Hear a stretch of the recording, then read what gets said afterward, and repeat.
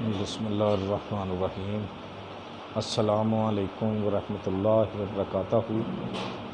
ناظرین، B H دعاخانہ YouTube channel کی جانب سے آج ہم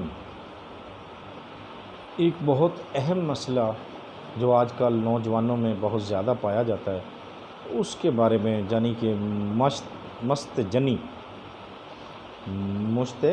زنی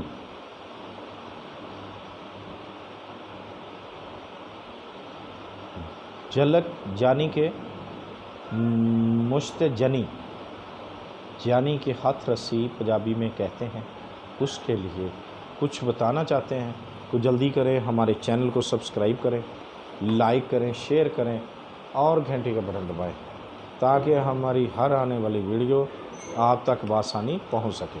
تو ناظرین،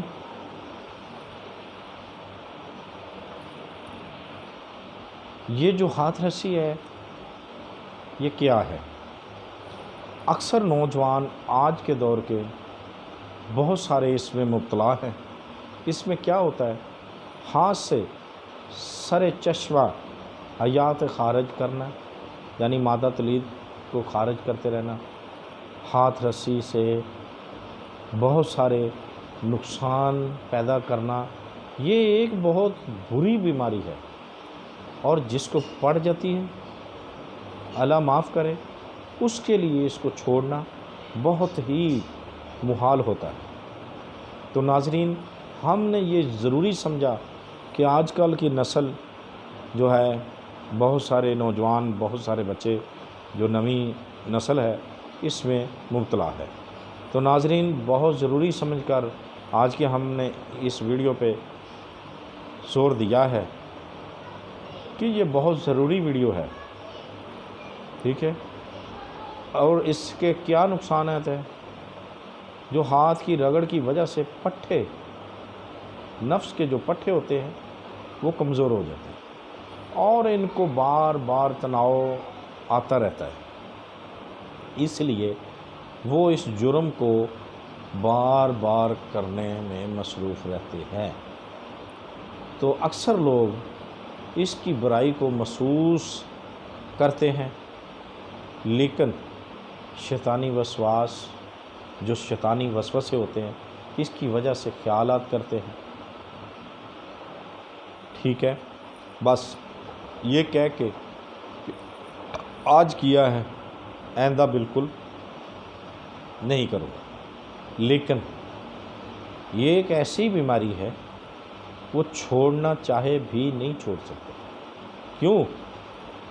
کہ وہ کہتا ہے کہ آج کر لوں پھر کبھی نہیں کروں گا۔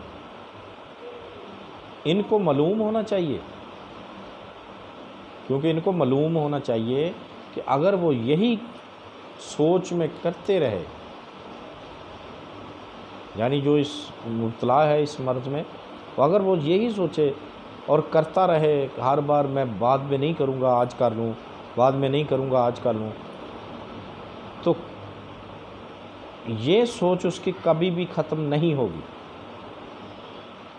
پھر یہ کام بھی نہیں چھوڑ سکتا، اور یہ آج یوم قیامت تک ختم ہونے والا نہیں ہے۔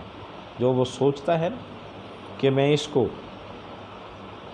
کل چھوڑ دوں گا، ٹھیک ہے، یعنی میں اسے کل چھوڑ دوں گا، یہ جو چیز ہے یہ یوم قیامت تک نہیں چھوڑ سکتا، اور اس کے نقصانات ہم اپنی اگلی ویڈیو میں بتائیں گے انشاءاللہ۔